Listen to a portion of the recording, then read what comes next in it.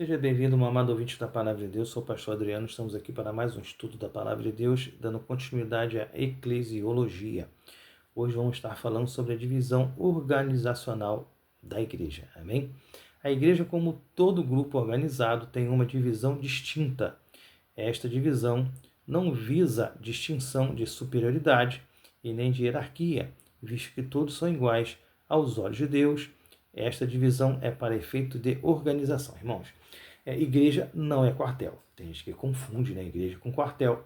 A igreja não é quartel, não existe hierarquia na igreja, existem cargos designados para que as pessoas organizem a igreja. Já que existe uma igreja institucional, então tem que ter cargos organizacionais para poder estar organizando ali a igreja, né?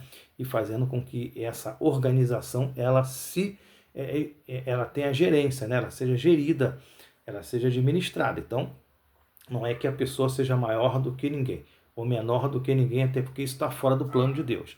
Mas essa pessoa, ela tem um cargo eclesiástico ali para ajudar na organização da igreja, para que o reino do céu seja abençoado. Para que o reino do céu seja abençoado, não, o reino do céu já é abençoado. Para que nós sejamos abençoados a entender ou conhecer o reino dos céus. Amém? Deus tem chamado pessoas para exercer ministérios na igreja. 1 Coríntios 12. Quando alguém está no exercício de um ministério designado por Deus, deve ser respeitado pela autoridade a qual ela está representando. Quando você respeita as autoridades eclesiásticas, respeita a vontade e a decisão de Deus de ter escolhido esta pessoa para este cargo. Bem, então o que acontece? Se Deus escolheu essa pessoa para este cargo, você respeita a autoridade que está sobre ela porque vem de Deus, amém? Até a hora que Deus achar que não quer mais, e quando Deus puxa da tomada, né? Tem um hino até muito divertido, né? Se eu puxar da tomada, você não prega, não canta, não faz mais nada, e essa é a grande verdade. Tem gente que Deus já tirou da tomada, ó, mas a pessoa continua lá, e já não está mais, Deus já não está mais ali, mas a pessoa está ali insistindo ali, amém? Vamos lá. Cabe a Deus julgar os atos de seus ministros, uma vez que ele os selecionou, e que estes exerçam os seus ministérios enquanto o Senhor assim o quiser. 1 Samuel 2, versículo 6 ao 10. Amém? Dá uma lida lá. Quando lemos passagens como Romanos 13, do 1 ao 7, compreendemos que as autoridades vêm de Deus. Respeitando as autoridades, respeitamos a Deus. Então, toda autoridade ela vem de Deus, tá, irmão? Se aquela pessoa está ali é porque Deus permitiu. E quantas vezes nós já vimos, né? Passar um vento e aquela pessoa muda tudo. Deus está no controle, nós temos que ter essa fé. Imagine uma igreja sem uma divisão organizacional. Seria simplesmente um caos. Certamente o corpo não permaneceria unido. Por este motivo, a organização da igreja é de suma importância para a sua existência como corpo. Então, na verdade, nós, já que existe uma igreja institucionalizada, ela tem que ter uma organização. Você imagina uma igreja sem organização nenhuma. Ninguém sabe de nada, quando é que é culto, como é que não tem liturgia, não tem coisa nenhuma, vai ficar muito complicado, né? Como é que alguém ia assistir ou participar de um culto nessa igreja? Não ia ter pé nem cabeça, né? Ia ser uma casa muito engraçada, que não tinha teto, não tinha nada, né? Como dizia aquela musiquinha da nossa infância. Então o que acontece? Nós respeitamos a organização da igreja, até porque você precisa viver de uma coisa organizada, né? A Bíblia diz que tudo tem que ser feito com ordem e com decência. Então, a igreja tem que ter uma organização e nós temos que respeitar essa organização, porque senão, irmãos, não tem condição, vira um caos. Cristo, o cabeça da igreja. Jesus é o cabeça da igreja. Embora haja muitos líderes que têm simplesmente ignorado isso, é impossível haver igreja sem Cristo. Então, irmão, não tem como ter igreja sem Cristo. Igreja cristã sem Cristo, igreja pseudo-evangélica, a maioria delas não tem mais Cristo como centro, né? Elas não são mais cristocêntricas. Elas vivem qualquer outra coisa menos o evangelho. Aí beleza, agora a igreja evangélica de verdade, ela tem que ser cristocêntrica, ela tem que ter Cristo como cabeça. Agora tem gente que quer legislar, né, no lugar de Deus, eles não seguem as leis que estão na Bíblia. Eles querem criar leis e seguir essas leis, né? Então o que acontece? Já deixa de ser uma igreja evangélica, já passa a ser uma outra coisa. Jesus é o Senhor da igreja. Foi ele quem a criou. Mateus 16, 18. E pagou caro por ela. João 3,16. Se a igreja não está sintonizada com Cristo, ela não pode ser chamada cristã. Se essa igreja ela não está sintonizada com Cristo, com seus mandamentos, com seu evangelho, então ela é qualquer outra coisa, menos igreja cristã, tá? Beleza? Ela pode até ser uma organização religiosa, mas ela não é igreja evangélica. Não é, porque ela não segue o evangelho, né? Apóstolo Paulo, em Efésios 5:23, diz que Jesus é o cabeça da igreja. Isso mostra que os líderes da igreja primitiva compreendiam este fato. Portanto, uma igreja que não se submete à direção de Cristo deve ser descartada como igreja evangélica, tá, gente? Tem muita igreja aí que já não tem mais Jesus como centro. O cara que decide lá já não é mais evangelho. Então essa igreja já não é mais evangélica, né? Ou nunca foi, na verdade. Mas como se submeter à vontade de Cristo? Observando seus mandamentos. Quando guardamos as palavras de Jesus e cumprimos a sua vontade, então estamos sintonizados com ele. Amém? Está aqui Bíblia, né? Bíblia. Evangelho de Jesus Cristo, né? As cartas apostólicas, as cartas epístolas gerais. Seguir a Bíblia. Isso aí. Sem dificuldade. Quer dizer, para quem é crente, né? Ministério. Jesus tem posto ministros sobre a sua casa. 1 Coríntios 12, 28. Efésios 4, 11. Vemos isso quando ele separou apóstolos para servi-lo. Mateus 4, 18 e 19. Isso também fica claro quando ele comissiona Pedro ao comando da igreja. João 21, 15 ao 17. Na igreja temos vários cargos ministeriais. Há duas importantes divisões, ministros ordenados e cargos auxiliares. Atos 6, do 1 ao 7.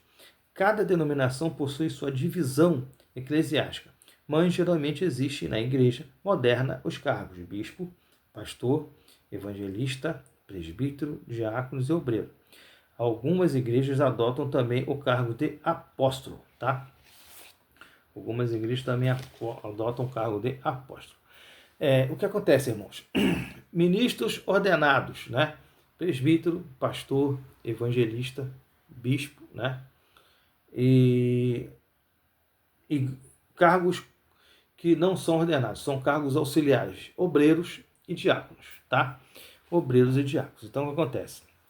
A igreja tem todos esses cargos eclesiásticos e todos eles estão ali para servir a igreja.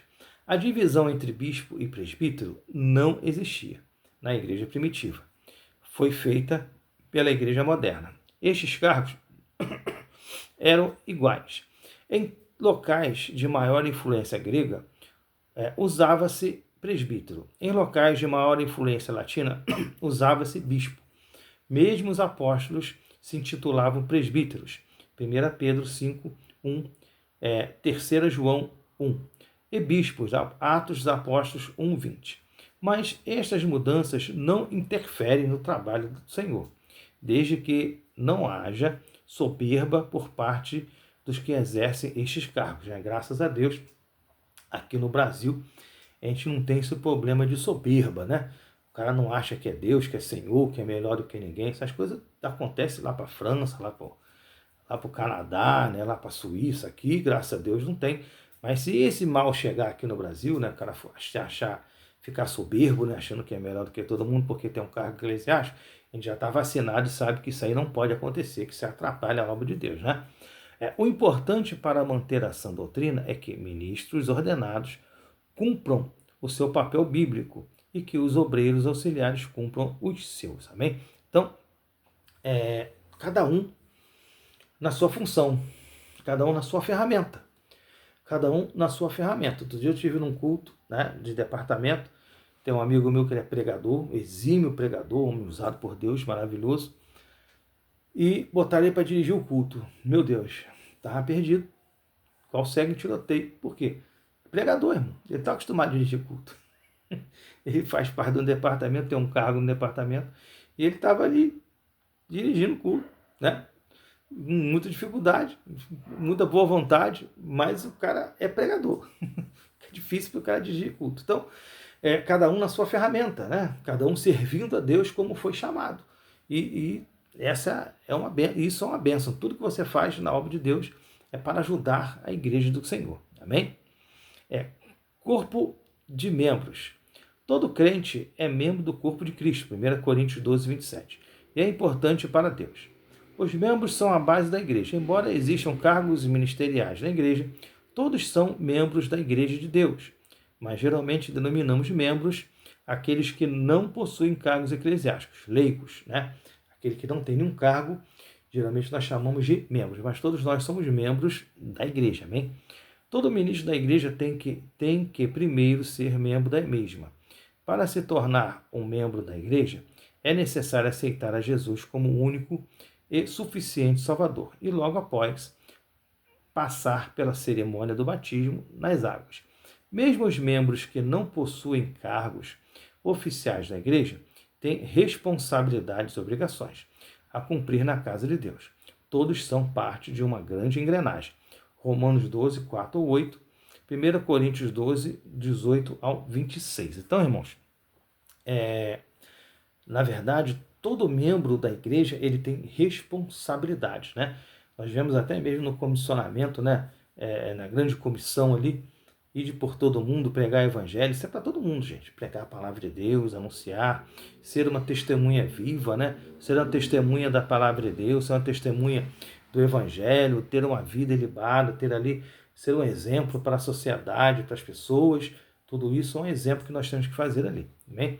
E os obreiros da igreja vêm da igreja, né? A pessoa não vai lá em Marte pegar um obreiro, não. Vem da própria igreja. Então, aquele que serve a Deus ali como membro, em algum momento, se for essa a vontade de Deus ali, ou da igreja, ele vai ser chamado ali para servir a igreja e servir a Deus ali no seu cargo eclesiástico ali.